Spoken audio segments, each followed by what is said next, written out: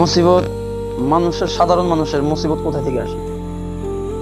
সাধারণ মানুষের যেগুলো বড় বড় মুসিবত বা ভয়ঙ্কর মুসিবত কোথায় থেকে আসে?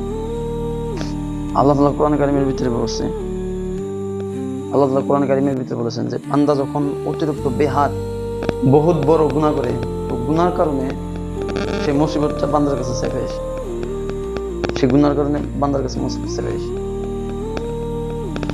এই জন্য গুনাহ থেকে আমাদের পরহেজ করা অতি দরকার। আল্লাহ তাআলার রাস্তায় সদকা করা লাগে, যাতে মুসিবত, বড় বড় মুসিবত না আসে। এজন্য সদকা করা লাগে। আকসার মুসলমানের বিষয়ে মুসলমানকে দেখলে বহুত আফসোস হয়, যেগুলো গায়ের মুসলিম গুনাহ করে না, ওইগুলো বস্তুর থেকে পরহেজ করে।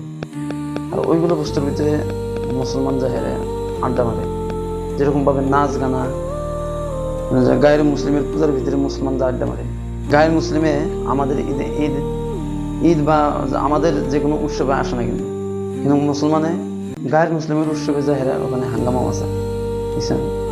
ওনাদের উৎসব ওনারাই জানা, কিন্তু মুসলমানে যা ওনাদের উৎসব পালন বলা হয়েছে যে যদি কোনো একটা পূজার মণ্ডপ দেখা বা মূর্তি দেখা যদি বললে বা খুবই সুন্দর লাগছে, গায়ের মুসলিম যেটা শরীয়তের ভিতরে নাই, ওই বস্তুটার বিষয়ে যদি বলে বাহ খুবই সুন্দর, কত সুন্দর দেখা গেছে, তাহলে ওই ব্যক্তির ইমানের খাতার আছে। আল্লাহ হেফাজত করুক আমাদেরকে সবাইকে।